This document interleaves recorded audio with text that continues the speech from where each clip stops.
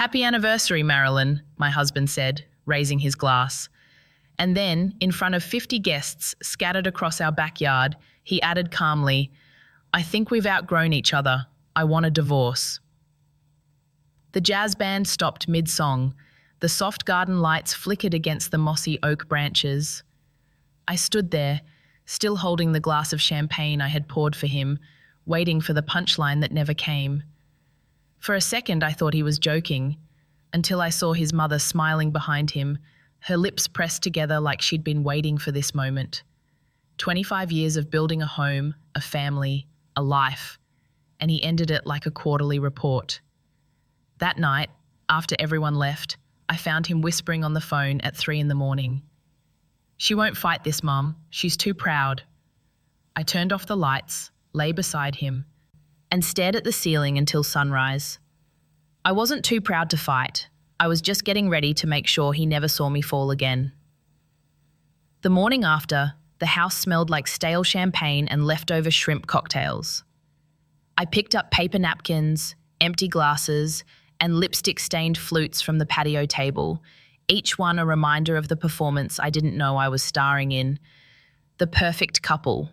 That's what people had always called us. But the truth? We'd been running on fumes for years. Ethan used to be gentle, funny, a man who built bookshelves for me on weekends and stayed up late to help our son with homework. Lately, he'd been living on his phone, always checking work emails, always distant. The first time I saw the way Sabrina looked at him, I knew. She was his assistant, young, sharp, the kind of woman who laughed too easily at everything he said. I ignored it. That's what wives do when they don't want to believe the obvious. You swallow the unease. You tell yourself you're paranoid. You pretend your marriage can survive on memory alone. But that night, that public humiliation, burned through every layer of denial I had left. After he left for work, I sat on the kitchen counter, still in my robe, holding my wedding ring. It left a pale circle on my finger when I slid it off. 25 years. I thought of all the nights I stayed awake while he snored beside me, all the birthdays I organised for him, all the apologies I whispered to keep the peace. I wasn't the kind of woman who screamed or broke plates. I was the kind who planned, who observed quietly, who waited for the right moment to let the truth unfold. When the doorbell rang around noon, I thought it was one of our friends coming to check on me. It wasn't. It was a delivery guy with a manila envelope.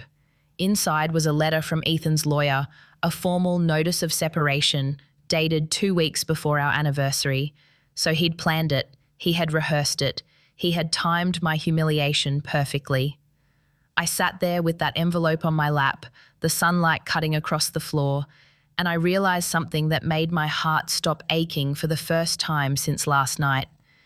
If he could plan his betrayal, I could plan my freedom. I spent that entire afternoon walking through the house like a stranger. Every corner carried a memory.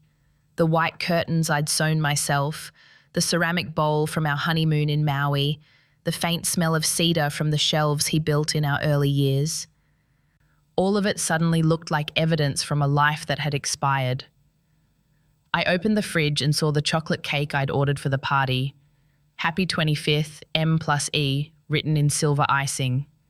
I took a fork, sat at the kitchen table, and ate straight from the middle until the words disappeared. It didn't make me feel better, but it made me feel real. Around 4, my phone buzzed with messages. "Are you okay?" He didn't mean it, right? "Do you want me to come over?" I didn't answer any of them. I didn't want pity. I wanted silence. When Ethan came home that evening, he looked surprised that I was still there. "We'll make this easy, Marilyn," he said, setting down his keys. "No need to drag it out." I remember laughing, not because it was funny, but because it was absurd. Easy. You just told 50 people you're done with me, Ethan. You don't get to use the word easy. He looked away, muttering something about lawyers and what's fair. That's when I saw it, a flicker of guilt, or maybe fear. He knew I wasn't going to crumble. I didn't scream or cry. I just stood there, calm, like I'd finally stepped outside the illusion. When he went upstairs to pack a bag, I walked into his office. His laptop was open, email inbox glowing. I shouldn't have looked, but I did. And there it was, a message thread labeled Sabrina K.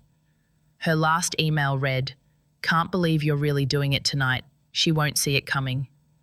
My hands didn't shake, my stomach didn't drop. I just stared at the words until they blurred. He had used me as the setup to his grand rebirth, and I was supposed to vanish quietly. But I wasn't going anywhere. I printed that email and slipped it into a folder. If he wanted this to be a clean break, he was about to learn what happens when you try to erase someone who built everything for you. As night fell, I took a long shower, letting the hot water burn against my skin. Then I stood in front of the mirror, looking at myself, at the lines around my eyes, the silver in my hair, the woman he called too proud. Maybe I was. Maybe pride was all I had left. But that pride had a pulse now, and it was stronger than heartbreak. I made myself a promise that night, staring at my reflection. I wouldn't beg, I wouldn't chase, I wouldn't scream. I would watch, I would learn. And when the time came, I'd make sure that every move he made toward freedom cost him exactly what he thought I was worth. The nights that followed were quiet, too quiet. Ethan moved into the guest room for space, though we both knew space was just another word for separation. I could hear him typing on his laptop at midnight, whispering on the phone when he thought I was asleep. Sometimes I'd walk past the door and catch a whiff of his cologne mixed with a faint trace of a woman's perfume that wasn't mine. I didn't say anything. I started observing, the way I would with a difficult client, listening, taking notes in my mind, learning the pattern before making a single move. For years, I'd been the one smoothing things over, apologizing first, keeping peace in the house. Not this time. I began to notice the small changes he didn't think I'd see. His credit card statements tucked into his briefcase instead of the mail tray, the new shirts that didn't match his usual taste, a bottle of expensive whiskey I hadn't bought. It wasn't about the items themselves, it was about the intention to hide them. On Wednesday, I found his phone on the kitchen counter while he showered. A message flashed on the screen before I could stop myself. "Still thinking about last night, M." Not Sabrina this time. A new initial, another layer. I took a photo of it and placed his phone back exactly where it was. I wasn't looking for proof anymore. I had it. What I needed now was control. The next morning, Margot came over to check on me. She wore that careful expression people use when they want to look sympathetic, but are secretly taking inventory of your pain. "You look tired, dear," she said, setting down a casserole dish. "These things happen. Men get restless." I almost laughed. Restless? That's what she called orchestrating a public divorce? I thanked her politely, offered her tea, and watched as her eyes wandered across the living room. The framed photos, the decor, everything she'd probably planned to claim once I was gone. "Ethan just wants peace," she said, stirring her tea slowly. "You know how he is." "Yes," I said, meeting her gaze. "I know exactly how he is." Something shifted in her eyes then, a small flash of unease, like she realized I wasn't broken the way she expected. When she left, I took the casserole straight to the trash. It wasn't the food that bothered me, it was the message baked into it. Accept defeat gracefully. I wasn't planning to. That afternoon, I went through the drawers in Ethan's office. Hidden beneath receipts and golf scorecards was a small flash drive labeled contracts. I plugged it into my laptop. There were no contracts, only copies of emails between him and a real estate lawyer. They were discussing the transfer of our property title. My name wasn't on the latest version. He was trying to cut me out before the divorce was even filed. I printed everything and locked it in my desk. Then I sat back and smiled, not out of joy, but out of clarity. For the first time in months, I wasn't confused anymore. I could see the game he was playing. And what he didn't know was that I'd already started rewriting the rules. The next few days felt like I was living in two worlds, the one where I smiled politely across the breakfast table, and the one where every breath I took was measured, deliberate, preparing for what came next. Ethan thought I was fading into silence, but in truth, I was sharpening it into a weapon. I started keeping a small notebook in my purse, a habit I hadn't had since college. Every time he lied, I wrote it down. Every suspicious transaction, every change in his routine, every unexplained meeting, all neatly dated, like I was building a case file instead of a diary. I didn't talk to anyone, not even my son, who lived 2 states away. He texted, asking if everything was fine between his dad and me, and I just said, "We're figuring things out." He didn't need to know yet, not until I had something real. One night, Ethan fell asleep on the couch, phone still unlocked in his hand. I hesitated, then picked it up. There were messages with Sabrina, longer, more personal this time. She wasn't just a fling, she was part of his future plans. "Once the house is settled, we'll finally be free," one message read. Another, "Mom says it'll all work out soon." Mum. Margot again. She wasn't just watching from the sidelines, she was helping him dismantle my life piece by piece. I took photos of everything and backed them up in a hidden folder on my cloud drive. I knew I couldn't confront him yet. If I exploded too early, they'd circle the wagons. The next morning, I made an appointment with a lawyer, a woman named Linda Parker, someone recommended quietly through a friend of a friend. I met her in a small office near the harbour, surrounded by boxes of case files and the faint smell of coffee that had gone cold hours ago. She listened without interrupting as I told her everything, the party, the emails, the fake contracts. When I finished, she leaned back and said, "He's trying to push you into an emotional reaction. Don't give him that. Let him believe you're still in shock. The quieter you are, the more he'll underestimate you." Her words felt like oxygen. For the first time since that awful night, I felt like I was standing on solid ground. We began building quietly, copies of financial records, property documents, joint accounts. I learned things about our marriage I wish I hadn't. Secret investments, payments to private consultants, a whole second checking account under a corporate alias. Every new discovery was a cut, but also a step closer to freedom. At home, Ethan kept pretending everything was civil. "We'll handle this maturely, right?" he said one evening over dinner, slicing into a steak he hadn't cooked. "No drama." I smiled and passed him the salt. "Of course," I said softly. "No drama." He had no idea the storm I was already choreographing behind that calm. Later that night, as the house fell quiet again, I walked out to the porch and looked toward the water. The air smelled of salt and magnolia. Somewhere in the distance, a ship's horn echoed across the bay. I realized I wasn't scared anymore. I wasn't the woman holding her breath, waiting for him to change his mind. I was the woman learning how to breathe again without him. And in that stillness, I made a decision that felt like both revenge and rebirth. The next time Ethan tried to control the story, I'd make sure the ending belonged entirely to me. By the end of that week, I'd mastered the art of pretending. I smiled when Ethan spoke, nodded when Margot called, laughed at things I didn't even hear. On the outside, I was the perfect soon-to-be ex-wife, calm, cooperative, graceful. Inside, I was cataloguing everything. I learned his rhythms, when he left for work, when he took his calls, when he disappeared for lunch that somehow lasted 3 hours. I started syncing those gaps with the locations his phone tagged on our shared cloud account, a feature he must have forgotten existed. Every Thursday afternoon, his signal landed in the same spot. The Harbour Club, a boutique hotel near the marina, known for privacy and champagne. I didn't need to imagine what was happening there. Still, I needed proof that would hold. I booked a facial that Thursday, at least that's what I told him. Instead, I parked across from the Harbour Club in my old SUV and waited. I'd forgotten how long an hour could feel when you're sitting alone, gripping the steering wheel, pretending not to care. At 2:47 p.m, Ethan walked out.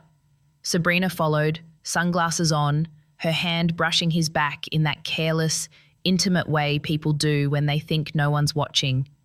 They looked like a couple out of an ad, her in a white sundress, him in the linen shirt I'd given him last Christmas. I took a photo. My hands were steady this time. It wasn't rage that held them still. It was clarity. That night, when he came home humming, I asked how his meeting went. "Fine," he said, pouring himself a drink. "You seem in good spirits." I smiled. Just trying to be mature, I said. He kissed my cheek like he was doing me a favor. I almost laughed. He truly believed he was orchestrating this divorce, that he'd leave with his dignity, his lover, and the house that I had designed down to the last inch. But the universe has a way of rearranging arrogance. 2 days later, I received a call from the bank manager about a signature confirmation. Apparently, someone, Ethan or Margot, had tried to authorize a transfer of funds from our joint savings into his company account. The only problem, they needed my signature to proceed. Would you like me to hold the transaction? The manager asked. I took a breath. Yes, I said. Hold it. And please send me the documents they submitted. When the envelope arrived, I opened it on the kitchen counter. My name was there, forged. I traced the fake signature with my finger, amazed at how sloppy it was. They hadn't even tried to mimic my handwriting. They just assumed I wouldn't notice until it was too late. I scanned it and sent it to Linda, my lawyer. Within minutes, she replied, "Good. Keep everything. This is fraud, and we can use it." That night, I sat on the porch again, a glass of wine in my hand, the humid Charleston air pressing against my skin. For the first time, I let myself feel everything, the betrayal, the absurdity, the freedom rising quietly beneath it all. 25 years of being his anchor, and he mistook it for weakness. He thought breaking me would be easy. He had no idea he was teaching me exactly how to break free. The more I uncovered, the more I realized how deep Margot's influence ran. It wasn't just Ethan's mother meddling out of habit, it was a calculated partnership. I started revisiting moments that once seemed harmless. Her suggestions about refinancing the house, her insistence on using her family's accountant, the way she'd call Ethan my poor boy whenever we disagreed. She had been planting seeds for years, shaping him into the kind of man who believed he deserved more, who believed I was holding him back, and now she was helping him take everything we'd built. One afternoon, I decided to visit Margot unannounced. She lived just a few blocks away in a perfectly trimmed colonial house, all white shutters and hydrangeas that bloomed in impossible blues. When she opened the door, she seemed surprised, but not enough to hide her annoyance. "Marilyn," she said, voice tight. "What a pleasant surprise." I handed her a box. "You left this casserole dish at my place," I said. Her eyes flickered. "Oh, how thoughtful." We stood in her pristine kitchen, not a mug out of place, not a speck of dust. I set the dish down and looked at her. "Ethan mentioned you've been helping with the finances," I said softly. "That's generous of you." She froze for half a second, just long enough for me to confirm what I already knew. "I'm only looking out for him," she said. "You've had difficulties managing money before, haven't you?" That lie stung more than I expected. She said it with such ease, as if rewriting history was a family skill. I leaned in just enough to make her uncomfortable. "Margot," I said, "I know what you and your son are doing. I know about the forged signature, the emails, the Harbour Club." Her face went pale. For the first time, the mask slipped. "I don't know what you're implying." I smiled. "You don't have to. I'll let the evidence do the talking." And I turned to leave. She followed me to the door, her voice trembling. "You think anyone will believe you? You're emotional, Marilyn. Always have been." I stopped, looked her straight in the eye and said quietly, "Then I guess it's time people saw me as something else." On the drive home, I felt something unfamiliar. Not fear, not anger, but power. I wasn't just reacting anymore, I was moving first. That night, I organized everything, the photos, the forged papers, the bank statements, the emails. Linda said we could start drafting a legal motion, but I wanted to wait. Timing mattered.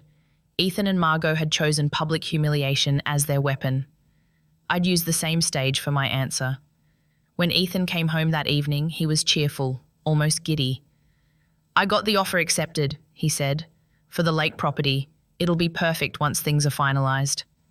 He poured himself another drink. "You'll be comfortable, of course." I looked up from my laptop and asked, Comfortable where?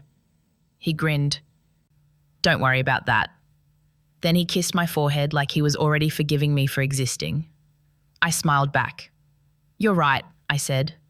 Maybe we both need a change of scenery. He didn't notice the edge in my voice. He never did. By then, I'd stopped needing him to. As he walked upstairs, humming, I opened my planner and circled a date 2 weeks ahead. The charity gala his company was hosting to celebrate their new luxury partnership. Everyone would be there, clients, investors, his precious mother, the perfect stage. I closed the book and whispered to myself, You wanted a show, Ethan. I'll give you one. In the days leading up to the gala, I became a ghost moving through my own life, invisible but alert to every sound, every word. Ethan mistook my silence for surrender, which suited me perfectly. He'd sit at the dining table scrolling through his phone, grinning at texts he thought I couldn't see, while I brewed his coffee exactly the way he liked it, just as I always had. I even ironed his shirts for the event, pretending nothing had changed. But behind every fold, every careful gesture, I was building something he couldn't see, a quiet, elegant trap. Linda helped me draft the documents. She called them strategic timing pieces. I called them my exit plan. We prepared everything, the proof of forgery, the property documents, the photographs, and a copy of Ethan's private correspondence with Sabrina. She advised me to let the exposure happen publicly, but only once the legal filings were already in motion. You'll need to be calm, she said. He'll try to twist it. I smiled. He won't get the chance. That week, I rehearsed the scene in my head like a script. How I'd walk in, what I'd wear, how I'd stand when I finally spoke. The years I spent perfecting details for other people's homes were suddenly useful. I understood composition, lighting, audience. And if my life was going to fall apart, it might as well do so with style. The night before the gala, Ethan came into the bedroom as I was folding a stack of towels.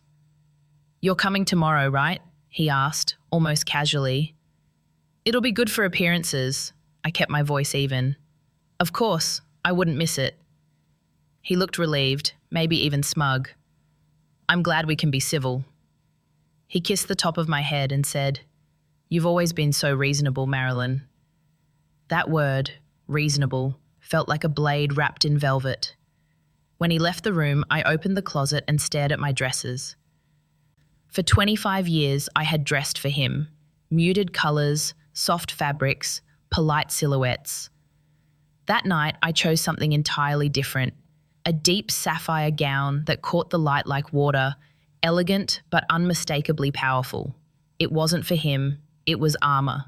The next morning, I sent the signed filings to Linda and scheduled the email containing all evidence, photos, financial records, messages, to go out to key board members and investors precisely 1 hour after the gala began. Technology had its poetry too. I even added Margot to the CC list with a simple subject line, Transparency Matters.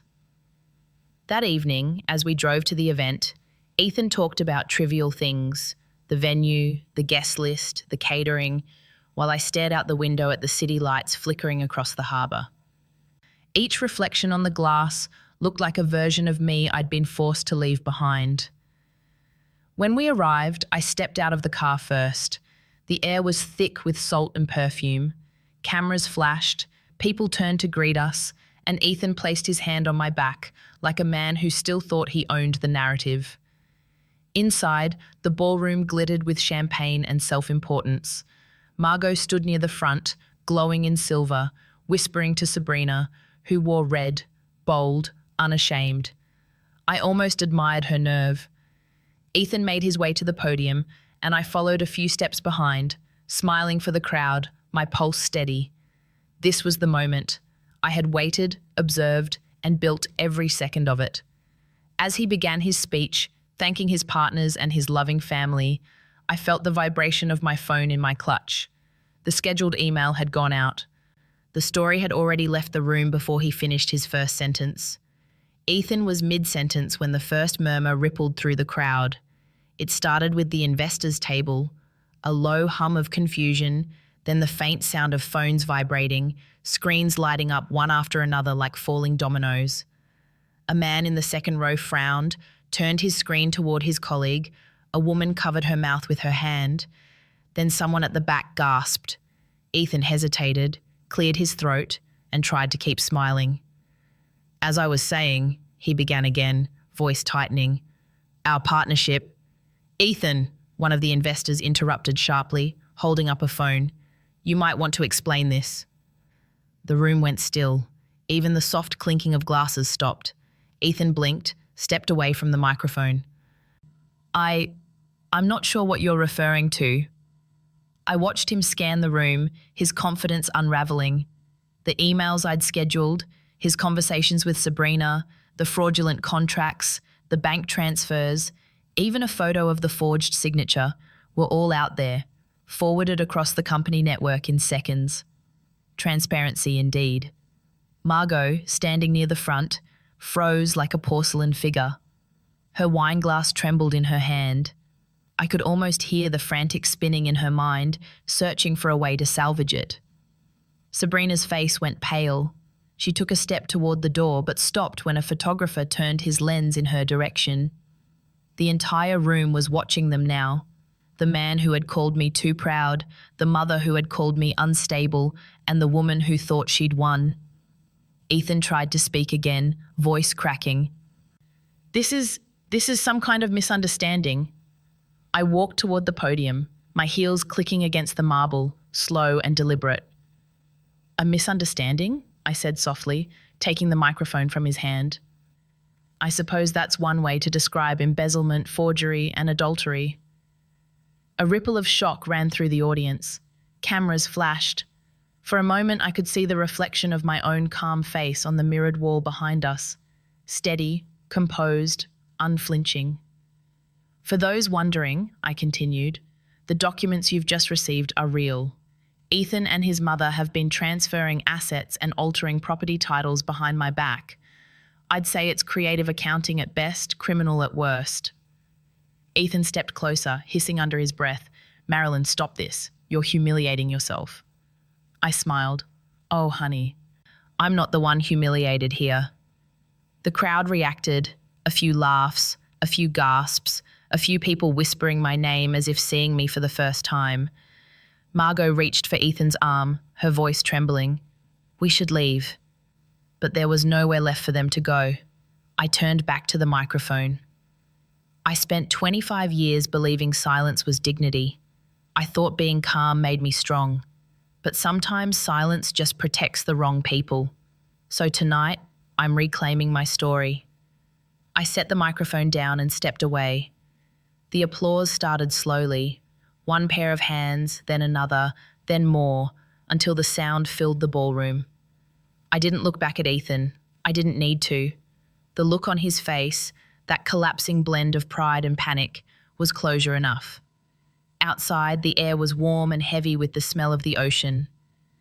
I walked toward the valet stand, my gown sweeping against the marble floor. The attendant opened the car door and said, "Quite a night, ma'am." "Yes," I said, sliding in, "and it's only just beginning." By sunrise, the story had already made its way across every social feed in Charleston. Someone had recorded the moment I took the microphone, of course they had, and by morning it was everywhere. Wife exposes CEO's betrayal at gala. Family scandal rocks Harbour Lux. The headlines multiplied like wildfire, each one a little more dramatic than the last. I sat at my kitchen table, coffee in hand, watching the chaos unfold from a quiet distance. Ethan's company had gone into lockdown mode, issuing statements about internal reviews and unauthorized leaks. Investors were pulling out. Clients were demanding explanations. The same people who had toasted to his vision and integrity last night were now deleting photos of themselves beside him. Margot tried calling twice before noon. I didn't answer. She left a voicemail anyway. "Marilyn, we can fix this if you stop now. Don't let anger ruin you." Her voice trembled in that familiar blend of authority and desperation. I deleted it without listening to the rest. Anger wasn't ruining me. It had saved me. It had forced me to see clearly for the first time in years. Linda called a little after 1. The filings went through clean, she said. Given the evidence, the court's likely to freeze joint assets until the case settles. You're in control now. I took a deep breath, the kind that fills the chest after weeks of holding air too tightly. Thank you, I said, for everything. She laughed softly. Don't thank me yet. You still have to decide what you want when this is over. That question lingered long after we hung up. What did I want? Not revenge. That fire had already burned itself out. Not forgiveness either. Some wounds didn't need to be healed, only acknowledged. What I wanted was space, silence, a life that belonged entirely to me. Around sunset, Ethan showed up at the house unannounced.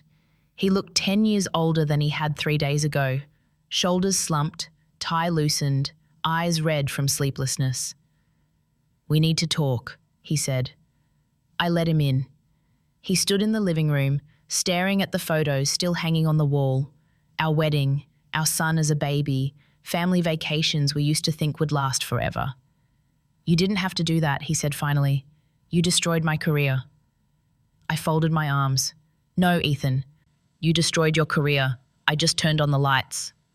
He rubbed his temples, muttering something about rebuilding, about starting over somewhere else. I can make it right, he said, for both of us. That was when I realized how deeply he still underestimated me. He thought I wanted to go back, that everything I'd done was a tantrum instead of a transformation. You can't make this right, I said quietly. You can only make it end. He looked at me for a long time, as if trying to find the woman he used to manipulate, the one who stayed silent, who softened her words, who apologized first. But she wasn't there anymore. Finally, he nodded, defeated. You'll regret this, he whispered. I smiled. Maybe, but at least this time the regret will be mine. He left without another word.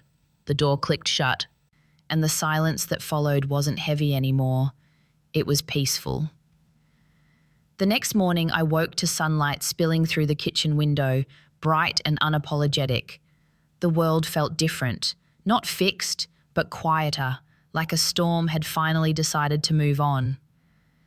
My phone was already buzzing when I poured my first cup of coffee. News alerts, messages, missed calls. I ignored them all until one caught my eye. A statement from Ethan's company board. Effective immediately, Ethan Cooper has resigned as CEO pending investigation. I read it twice, just to let the words sink in. It wasn't triumph I felt. It was relief, deep and steady, the kind that doesn't come with victory parades but with stillness after chaos. Then another message came in, this time from an unknown number. You've ruined us. Are you proud of yourself? It was Margot. I stared at the text for a long moment, then typed back, I'm proud I stopped pretending. I hit send and blocked the number. A few hours later, Linda called again. We received notice that Margot's name is being added to the investigation. The forged signature ties her directly to the fraud. You won't have to lift a finger. Her voice carried that calm satisfaction of someone who's seen justice done the hard way. How do you feel? She asked. I thought about it. Lighter, I said. And a little sad, maybe. She chuckled softly. That's normal. Freedom always feels heavier at first. After the call, I went to the beach. It was still early enough that the sand was cool under my feet. Families were setting up umbrellas, kids were chasing seagulls, life moving on as if nothing extraordinary had happened. I sat near the waterline, shoes in hand, and let the waves roll in. The sound reminded me of breathing, patient, endless, forgiving. For years, I'd told myself I was holding my marriage together for the sake of stability, for love, for history. But standing there, I realized I had really been holding myself hostage, to comfort, to image, to fear. And now that I was free, I didn't need to rebuild the same house. I could build something smaller, quieter, truer. That night, I packed a small suitcase, just enough clothes for a week, and drove to a seaside rental an hour away. The place was simple, white walls, creaky floors, a view of the water that made you forget about everything else. I opened the windows, let the salt air in, and for the first time in decades, slept with the doors unlocked and the curtains open. The next morning, I made coffee, barefoot, music playing low in the background. My phone buzzed again, but this time it was a message from my son. "Mom, I saw the news. I'm proud of you." I stared at it until my eyes blurred. Then I smiled. Not the polite, practiced smile I used to wear, but something real, something alive. Maybe this was what healing looked like, not forgetting, not forgiving too quickly, but learning how to breathe without waiting for someone else to give you permission. I looked out at the horizon, the morning sun cutting a bright line across the water. "You're doing fine," I whispered to myself. "You finally came home." The weeks that followed felt both unfamiliar and beautifully ordinary. I woke up to the sound of waves instead of alarms, cooked breakfast for one without apology, and filled my days with small, deliberate rituals that used to get lost in the noise of someone else's needs. Every morning, I walked down to the dock with a notebook and a thermos of coffee. I didn't write much at first, just fragments of thoughts, the kind that don't know where they belong yet. But each line felt like reclaiming a part of myself that had gone quiet years ago. I started taking on freelance interior design projects again, mostly small beach cottages or historic homes that locals wanted restored. It wasn't about the money, it was about touch, about choosing colour, texture, space. I'd forgotten how intimate creation could feel when it wasn't tied to proving worth. My first client was a widow who'd lost her husband to cancer and wanted her house to breathe again. We spent afternoons moving furniture, repainting walls, laughing at the way grief rearranges everything. By the end of the project, she hugged me and said, "You didn't just fix my house, you reminded me it was still mine." That night I cried, not from sadness, but because I understood exactly what she meant. I had been living in the ruins of a story I didn't write, waiting for someone else to hand me the ending. Now I was learning to hold the pen. Ethan's scandal faded from the headlines after a while. The public always moves on. Margot moved out of town, and Sabrina, according to mutual acquaintances, left the company and disappeared somewhere out west. Sometimes people asked if I ever felt vindicated, but the truth was, I didn't think about them much anymore. Vindication requires energy, and I had finally decided to spend mine differently. I redecorated the little cottage where I was staying, turning the spare room into a studio. Sunlight poured through the wide windows, catching on jars of paintbrushes and scraps of fabric I'd collected from flea markets.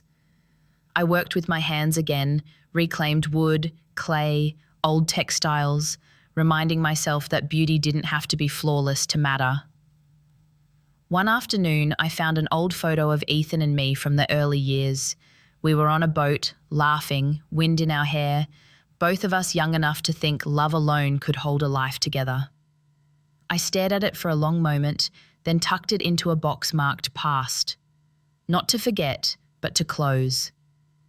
Every evening, I'd sit on the porch and watch the horizon turn from gold to violet, that quiet stretch of time when the world pauses between light and dark. That's where I found peace, not in forgetting the hurt, but in realizing it no longer defined me. The woman who had once stood frozen at her own anniversary party now stood barefoot on her porch, wine in hand, smiling at nothing in particular. Freedom, I discovered, wasn't loud. It was steady. It was the sound of the ocean breathing, the creak of the porch swing, the knowledge that no one could take away the home I had finally built inside myself. A month later, my son came to visit. I hadn't seen him since before the divorce, and I didn't realize how much I'd missed him until I spotted his car pulling into the driveway. He stepped out, taller than I remembered, with that same quiet kindness that used to remind me of the boy he once was.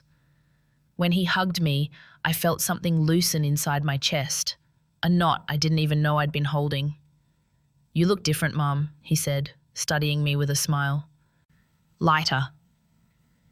We spent the afternoon walking along the beach, our shoes in hand, the sand cool and damp beneath our feet.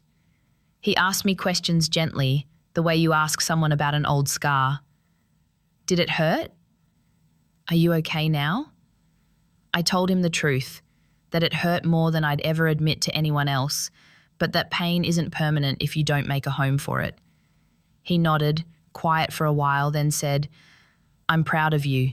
You didn't just survive him, you rebuilt yourself. That night we cooked dinner together, pasta and cheap red wine, and laughed about the past, about how I used to burn toast every morning when he was little.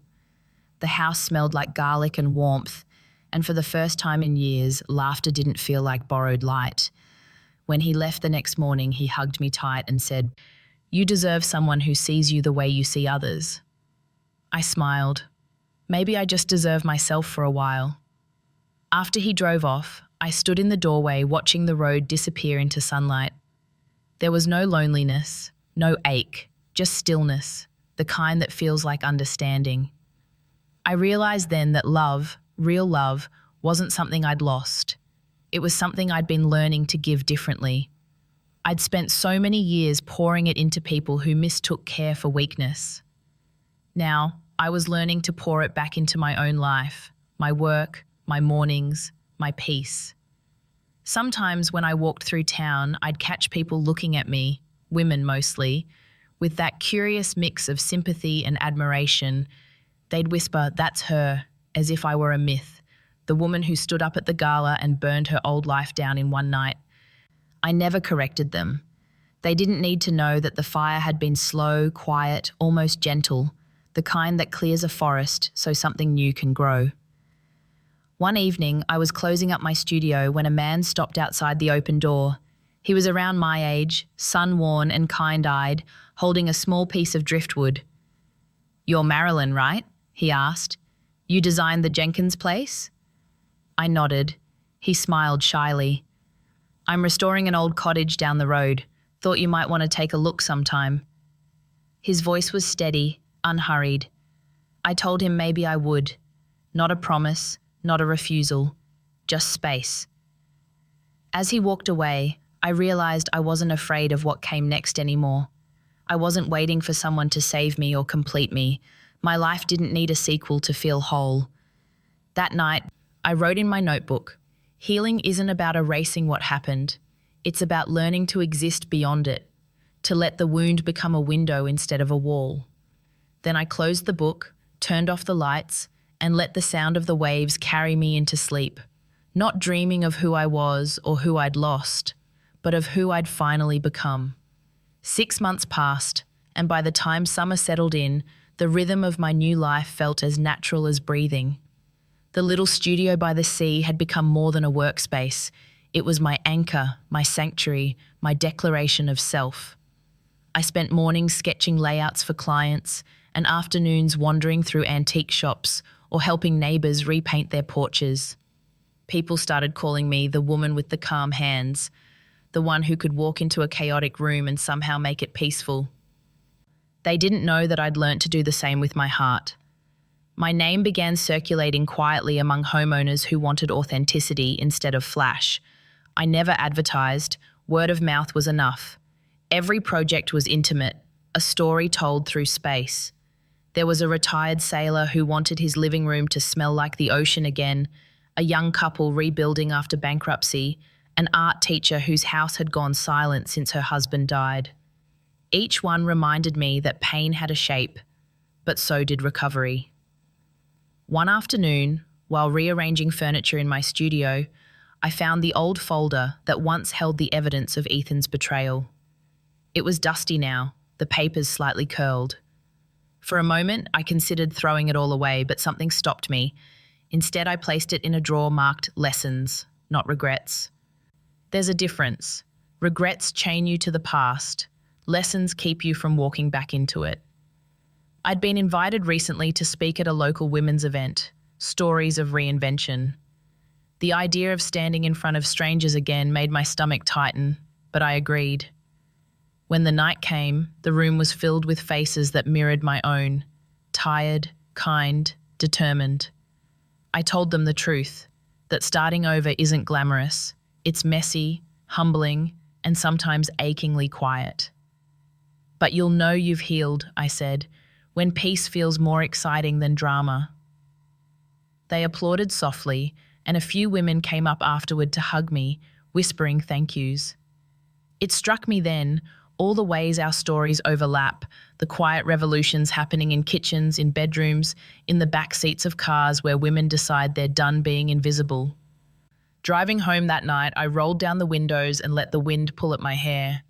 The stars over the water looked impossibly close, like they'd been waiting for me to notice them again. For the first time, I didn't feel like someone recovering from something. I felt like someone becoming. When I reached home, I lit a candle, poured myself a glass of wine, and stood by the open window. The ocean murmured in the dark, steady and alive. I thought of Ethan, not with anger, not with longing, but with distance. He was a chapter, nothing more. The real story was happening now, in the soft, unremarkable moments that made me whole. I whispered into the quiet room, "This is mine." And for the first time in my adult life, the words didn't sound like defiance, they sounded like peace. There came a day when I realized I no longer checked the clock waiting for the past to knock on my door. The noise that used to fill my head, the second-guessing, the self-blame, the what-ifs, had faded into a quiet hum, like waves in the distance. I could finally sit still without feeling haunted. One morning, while watering the plants on the porch, I caught myself humming an old jazz tune, the same kind that had played at our anniversary party. For a moment I froze, expecting pain to rise up like it always had. But instead I laughed. The song wasn't his anymore, it was mine again. My days followed a gentle rhythm. I taught a few design workshops for women wanting to start small businesses. We met every Thursday in my studio, coffee mugs scattered among colour swatches and sketch pads. I told them the same thing I'd learnt the hard way. Design isn't about perfection, it's about presence. Know what stays, what goes, and what you build again from scratch. And though we were talking about rooms, they knew I meant lives. I began to write too. Late at night, by the glow of my desk lamp, I poured everything I'd learned into pages that might one day become a book. Not about betrayal or revenge, but about reclaiming selfhood after losing it piece by piece. The words came slowly at first, then easier, until the act of writing felt like breathing underwater and finally remembering how to swim. Occasionally I'd see Ethan's name mentioned in the business section, a minor scandal here, a failed venture there. I never read past the headlines. He had become a ghost story told by strangers, and I no longer believed in him. One evening, I was invited to a small gathering at a friend's house. Nothing fancy, just wine, laughter, stories. A man I hadn't met before sat beside me on the porch swing. His name was Daniel. He was quiet, observant, with that kind of calm that doesn't need to prove itself. We talked about the sea, about books, about the smallness of life that somehow makes it more beautiful. When he asked if I lived alone, I said yes, and it's the best company I've ever kept. He smiled, and there was no pity in it, just understanding. Driving home that night, I realized I wasn't afraid of connection anymore, but I also didn't crave it. Love, I'd learned, isn't a rescue mission, it's a reflection. When you've built peace within yourself, you stop mistaking chaos for passion. That night, before bed, I opened my journal and wrote, "Maybe choosing yourself isn't selfish, maybe it's sacred." The words sat on the page like a quiet truth, and for the first time, I didn't feel like a survivor or a widow of a lost life. I felt like a woman who had simply come home to herself. It's been almost a year now. Sometimes when I walk along the beach at dusk, I think about how much has changed and how much hasn't. The ocean still moves the same way it did when my life was falling apart, steady and relentless, washing over everything without judgment. Maybe that's what healing is, not erasing the pain, but letting it exist beside the calm. People still ask me, quietly, what I'd say to Ethan if I saw him again. I've thought about that. I think I'd just smile and say thank you. Not for what he did, but for what it forced me to do. To stop waiting for someone else to save me, to start building a life that didn't need permission. His betrayal was brutal, yes, but it was also the mirror I needed to see myself clearly for the first time. My studio has grown. I've hired 2 assistants, both women who once told me they'd lost their confidence after years of being underestimated. Now I watch them stand taller, speak louder, trust their hands again. We work surrounded by music and the smell of sawdust and paint, small things that remind me that creation is the opposite of despair. On the anniversary of the gala, the night everything ended, I lit a candle by the window, not to mourn, not to celebrate, just to mark time, to acknowledge that endings and beginnings often share the same hour. I poured a glass of wine, sat by the window, and wrote the last line of my book. Freedom isn't loud or violent, it's quiet. It's choosing yourself, again and again, even when no one's clapping. The wind outside shifted, carrying the scent of salt and jasmine. I closed the notebook and let the sound of the sea fill the silence. Somewhere, a ship's horn echoed across the water, distant, calm, unhurried. I took a deep breath and whispered, "You made it, Marilyn." And for the first time, the voice that answered wasn't trembling or angry or broken. It was whole. It was mine. A few months later, I received a letter postmarked from a small town in Colorado. The handwriting was unfamiliar, looping, unsure, but the name at the bottom stopped me. Ethan. I stood by the mailbox for a long time before opening it.